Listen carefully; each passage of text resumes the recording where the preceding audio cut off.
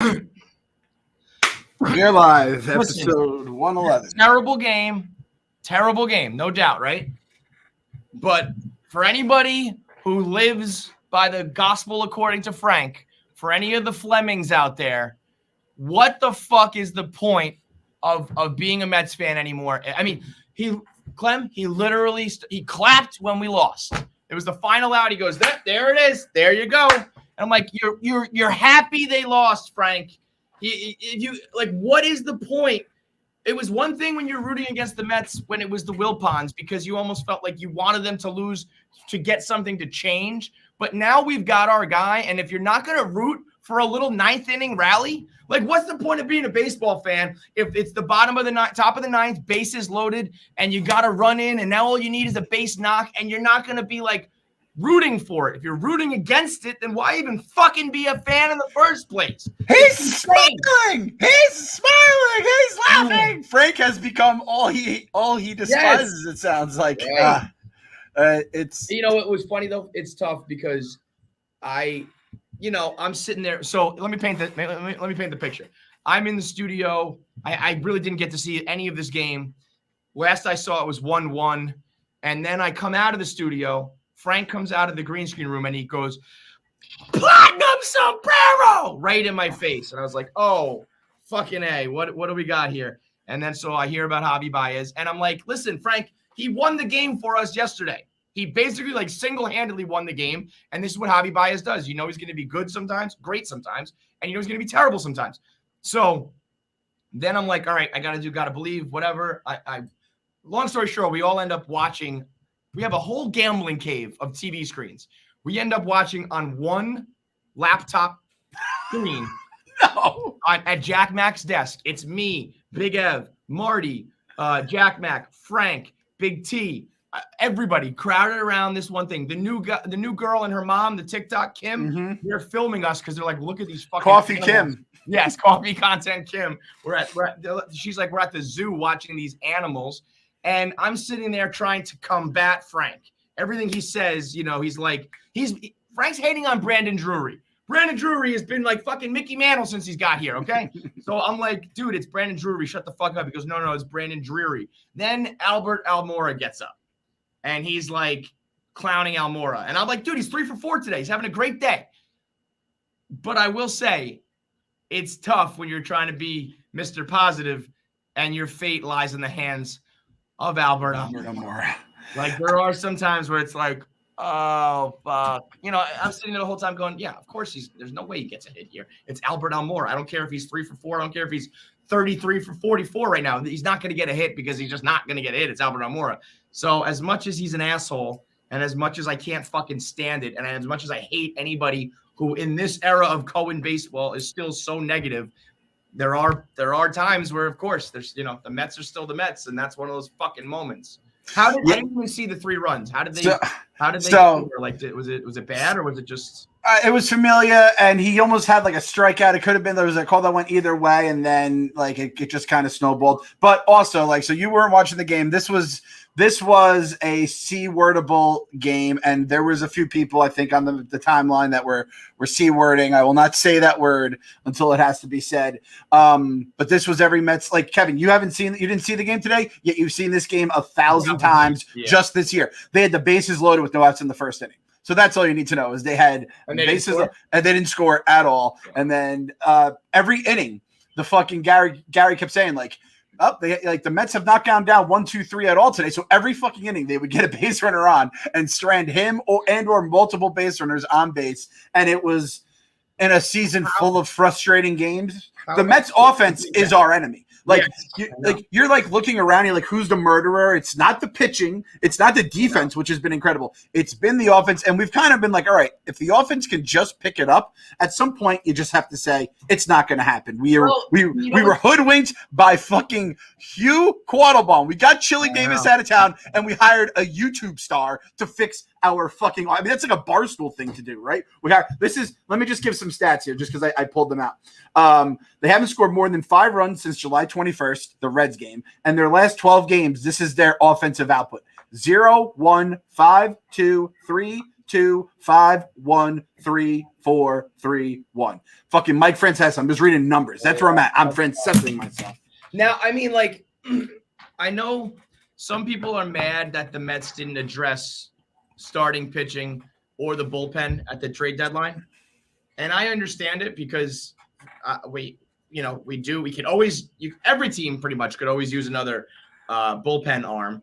And as far as the starters go, when you're seeing the Jared Eichhoffs and some of these spot starts, you need one. But it's what you said, man. It's not the pitching. It should be. Like, there are times where it's like, dude, especially now. Let's if Taijuan Walker all of a sudden is going to be bad, like he has been the past few starts, if he's not going to be like he was in the first half, and Stroman's not going to be what he was in the first half, and DeGrom's going to be out, then yes, of course you need pitching. But 110 games in, even though the names aren't good, even though it maybe hasn't been like Drew Peterson got us through for a little bit, and then that transferred to who?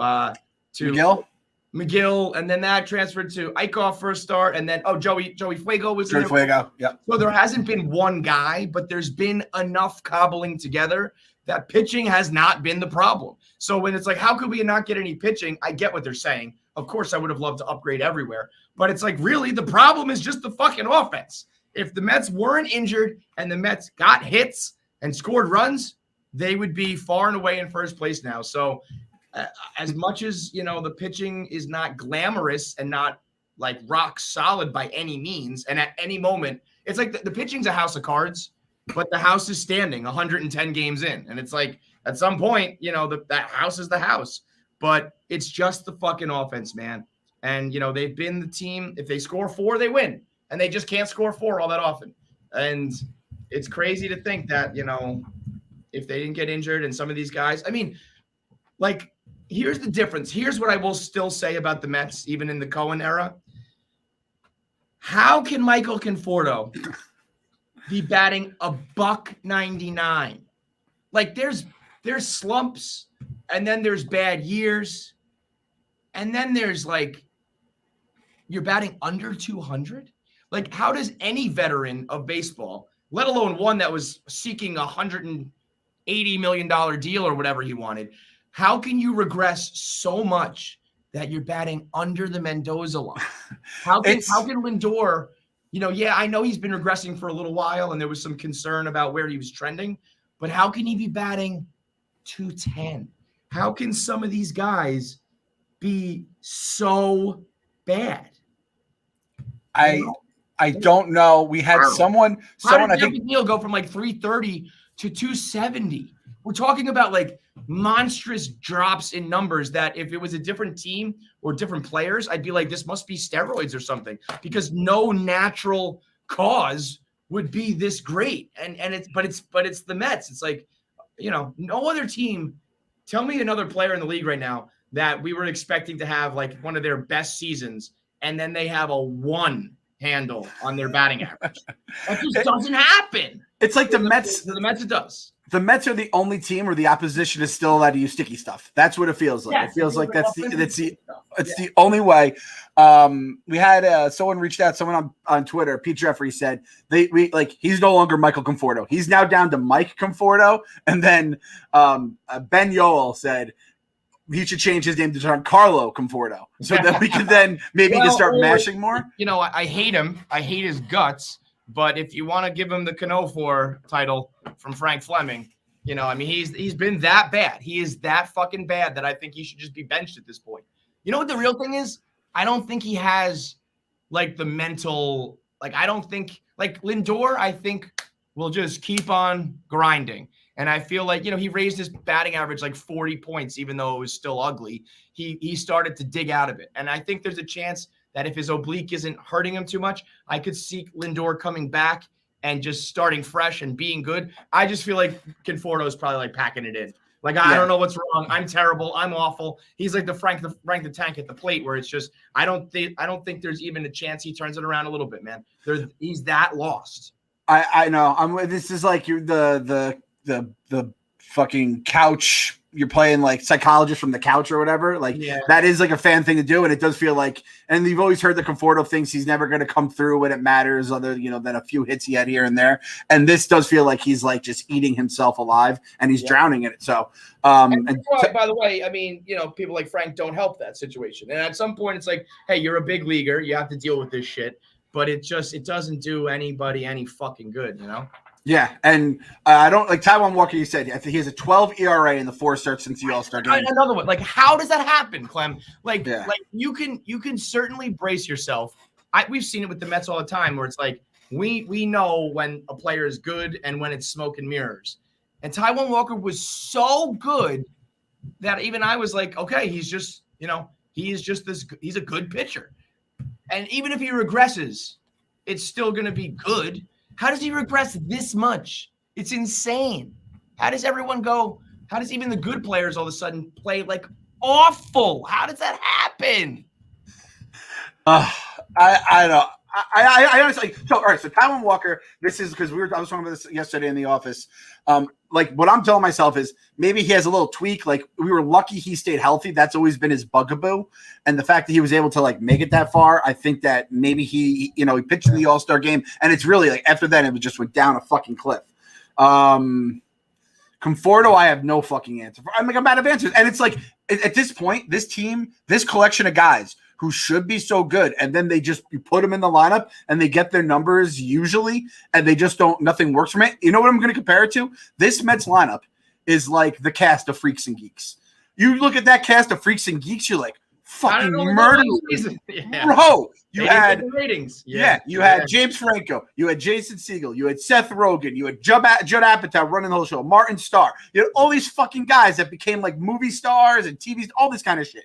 But like together, they just could never put the numbers up in the ratings or whatever. It just doesn't make sense. And that's where this is where I will take a step back and I say what Cohen originally said.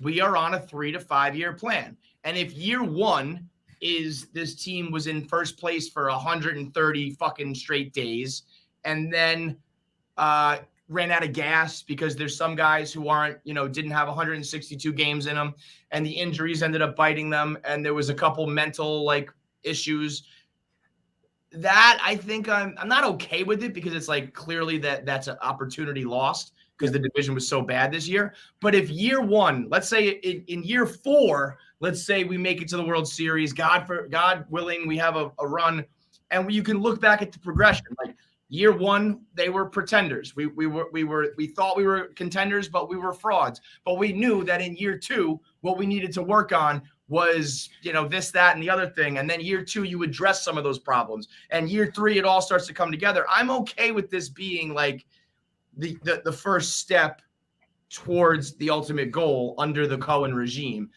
in the big picture. In the small picture, within this season, it's incredibly hard to swallow. It's like, what the fuck is going on?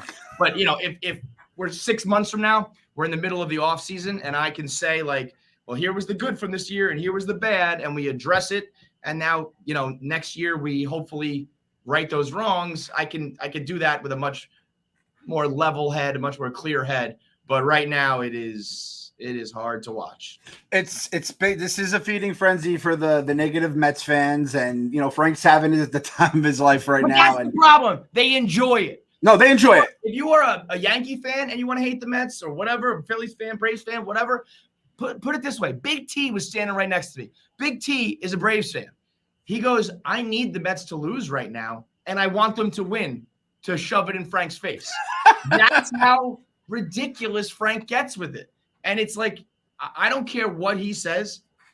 Deep down, he wants this team to lose. He would rather be right and have the Mets lose than be wrong and have the Mets win. That's like I always say about the console. It's like, I'll console the season, and then I want to be wrong. I want to have egg on my face. 2016 was the closest we've ever come. I consoled, and they rallied despite all their injuries, and they won the fucking they were in the wild card game, and then they lost in that. I don't even really consider that making the playoffs, but they did, and that was like egg on my face. I want that to be the case when I bail on the team, but he doesn't.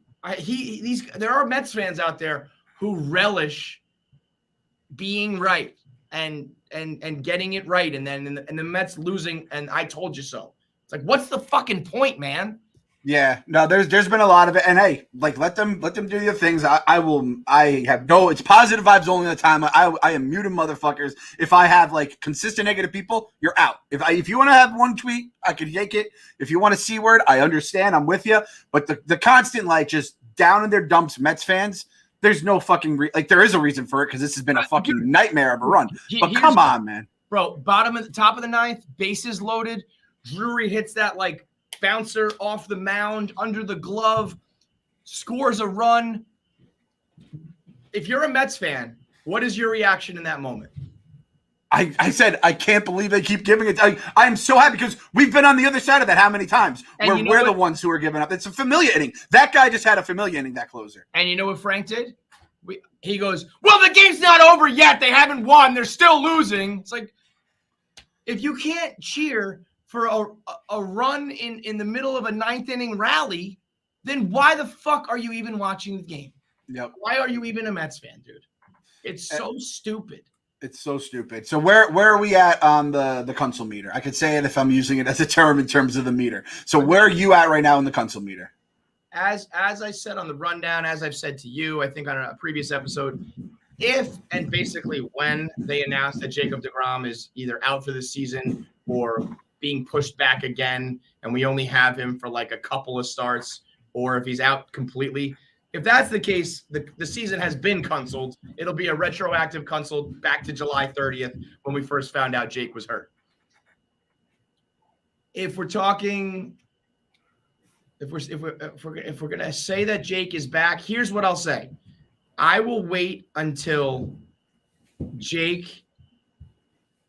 See, I still have this hope that Jake comes back, Lindor comes back, Syndergaard makes an appearance, Carrasco gets like cooking a little bit, and he starts to eat some innings, and like, you know, the division is too bad to console anytime in August. I feel like, unless things get like catastrophically bad. If we lose like 10 of 12 and all of a sudden we're like 6 games out, then yeah, it's over.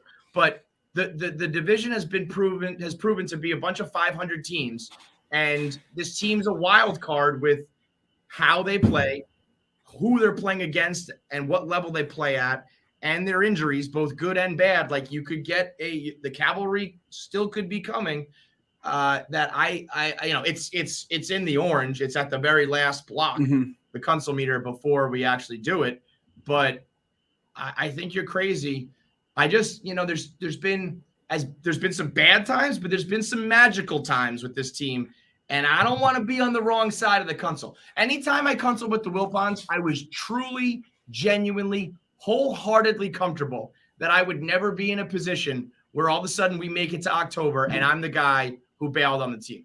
I don't want to be Tom Scabelli. Tommy Smokes bailed on the Yankees. He consoled twice. He called for Boone and Cashman's head all season long. Now they get Rizzo. Now they get hot. All of a sudden they're making moves. And he's like, I know deep down he feels like the asshole. I don't want to ever be that asshole. And during the Wilpon era, I never felt like I had to worry about that.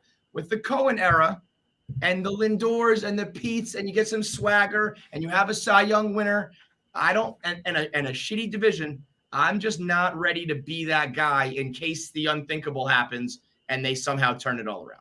No, okay, that's fair. And no, listen, there's other people who are not that way. I'm with you on that case because I see this scenario. I see us going to Philly. This is going to be this series is terrifying, especially because like Taijuan Walker on Sunday against fucking Wheeler. I have like no hope in that right now. No, and you know Wheeler's going to deal, bro. Yeah. The name of the fucking podcast is We Gotta Believe. The fucking tagline of the Mets is You Gotta Believe. It's like the fucking at the darkest hour of the night is when you have to believe the most and all that kind of shit. And listen, when the C word is thrown around, it's when there's no cavalry coming. You know, there's no fucking Knights of the Vale who can even bail your ass out at your darkest fucking all you got. Yeah. We have a fucking angel of death and a very happy person who was batting very well in July before his oblique got hurt. We have those two things potentially coming back to us with this team that, again, it's not going to like blow teams away clearly, but just keep us in the mix.